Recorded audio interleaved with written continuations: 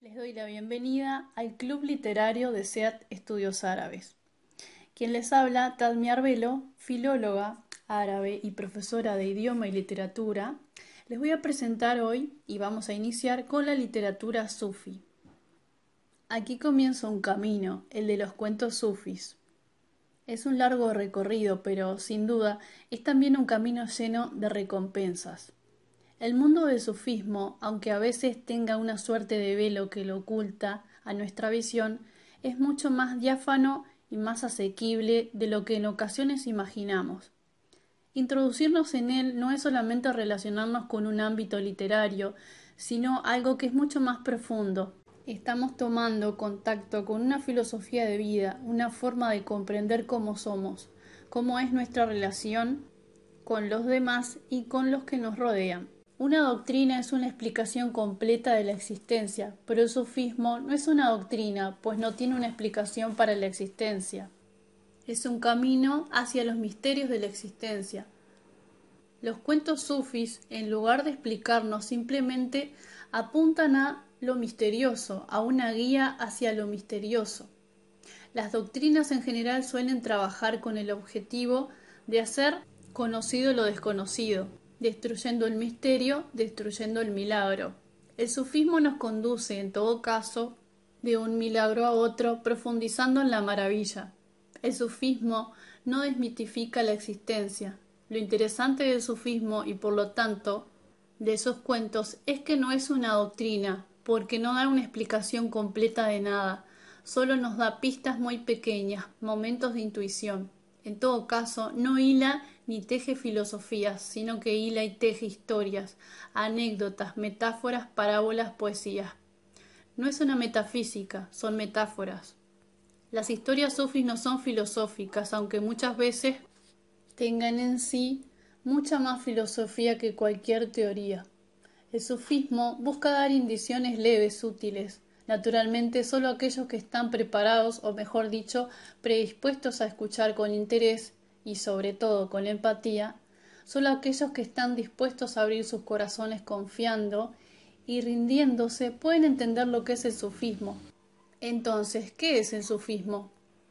Es difícil definir en pocas palabras qué es el sufismo, pero quizá un buen acercamiento sea decir que se trata de un pensamiento místico y un estilo de vida que produjo un impacto enorme, tanto en Oriente como en Occidente, desde el siglo X hasta nuestros días aproximadamente. Hablar del sufismo, esto es definirlo, circunscribirlo, es además de arriesgado, un contrasentido a la luz de la enseñanza de los maestros de esta disciplina. A la hora de escribirlo, ellos se han ocupado de no hacerlo tan visible, tan evidente, y lo han velado de adrede con metáforas o también con paradojas. Lo interesante de los sufis es que, lejos de ser personas a las que se pueda colocar un rótulo, coinciden en escaparse de cualquier definición estandarizada. De hecho, si se les pide que se definan a sí mismos, no dudarán en autodenominarse como gente de saboreo, indicando con eso que lo suyo es un camino de experiencia, y que al igual que el sabor, no lo describen las palabras, ni lo contienen las estructuras limitadas del pensamiento racional. La palabra que utilizamos en Occidente, sufi o sufismo, es una traducción de la palabra tasawuf, que deriva del término árabe suf, lana, en alusión al manto rústico y ascético de lana usado por los primeros sufis. De todas formas, ellos no usan mucho esta palabra y prefieren otras, más acordes con su forma de vida, como los hombres, la gente de la realidad, la gente de la noche, por dedicarse durante la soledad de la noche a las prácticas de la meditación y el recuerdo de Dios. Los gnósticos, los compañeros, la gente del saboreo, etc.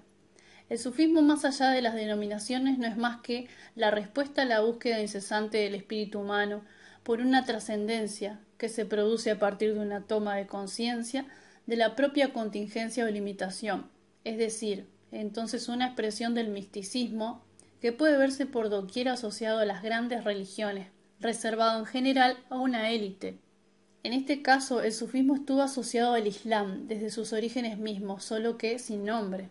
El sufismo es una visión, de hecho llamarlo sufismo no es correcto porque no es en absoluto un ismo. Los sufís no le llaman sufismo. Este es un nombre dado por personas ajenas a él. Ellos llaman a su visión tasawuf porque es una visión de amor, un acercamiento amoroso a la realidad. Es enamorarse de la existencia misma. Tratar de rastrear los orígenes del sufismo significa buscar la fuente de una tradición que se pierde en un tiempo indefinido. No obstante, el sufismo expresado tal y como hoy nos ha llegado, se desarrolla durante los 2-3 primeros siglos posteriores al nacimiento del Islam, es decir, en el siglo VII después de Era Común, manifestándose al amparo de esta religión y adaptándose a su localización geográfica. Quizá por este motivo suele vinculársele con una forma de mística musulmana que, para muchos autores, nace como respuesta a un debilitamiento de la fe islámica que comienza en la época de los omeyas. Un acercamiento a la enseñanza sufí muestra, sin embargo, que el hecho de adaptarse a una religión concreta no es más que un modo de acceder a la religiosidad profunda del ser humano, que naturalmente trasciende el marco más estrecho del rito o del dogma. Para los sufís, la persona que piensa acerca de la existencia es un poco antagonista porque hace de ella un problema, como si la existencia le estuviera desafiando y él tuviera que descifrarla. Tiene que descifrar el misterio, tiene que destruir el misterio. Los sufís creen que ellos y la existencia son uno, y es por eso que no hay una necesidad de lucha. Si persuadimos, cooperamos, invitamos, amamos, ofrecemos nuestra amistad, la existencia comienza a revelar sus misterios. El método científico, el método filosófico, el método intelectual es tan dañino como obligar a la existencia a intentar descubrir su corazón, es desnudar a la existencia por la fuerza y con violencia, ya sea a través de métodos científicos o de métodos lógicos.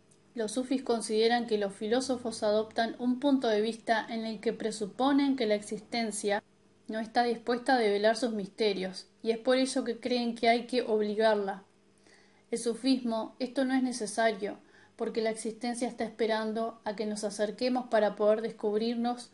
Podríamos decir que el sufismo entonces, en lugar de ser una visión del mundo, es simplemente una visión, y hay una gran diferencia entre una y otra cosa, a pesar de que solo parezca un juego de palabras.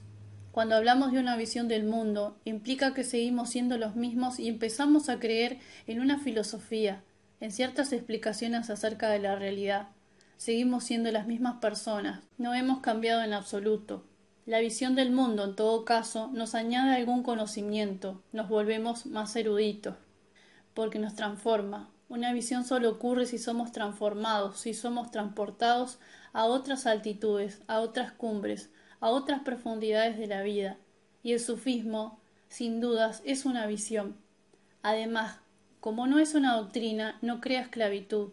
Las doctrinas crean prisiones a nuestro alrededor, porque nos obligan a ubicarnos dentro de una forma de pensamiento concreta.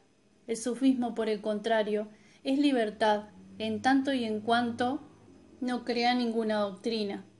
No nos dice que creamos en una cierta doctrina, que sigamos ciertos dogmas. En todo caso, el sufismo nos habla de confianza, pero no de creencia. Tengamos en cuenta entonces que el ideal perfecto del sufí, lejos de considerarse ajeno o fuera del mundo, es estar completamente en el mundo. Un sufí no se aísla, es decir, está en el mundo aunque quizás no sea del mundo. Por todo ello se mantiene al margen de la ambición, la codicia, el éxito intelectual, la obediencia reflexiva y el temor irreverencial. Esta falta de temor se revela en muchos episodios sufí. El sufí respeta los ritos de todas las religiones, pero amplía los mitos de estas con enfoque de gran espiritualidad y elevación personal. El sufí busca a Dios a través del camino que pasa por su propio corazón en el tránsito. El encuentro con la realidad profunda de sí mismo le lleva a la percepción verdadera, que conduce al conocimiento, pero no debemos formarnos una opinión errónea al respecto de afirmaciones como las anteriores. Para el sufí, los aspectos devocionales son una desviación tan innecesaria e inútil como puede llegar a serlo, por ejemplo, la adhesión a la erudición vacía. Del mismo modo, el sufí sabe que la experiencia de la enseñanza solo se adquiere en contacto con la vida diaria y bajo el aprendizaje de un maestro.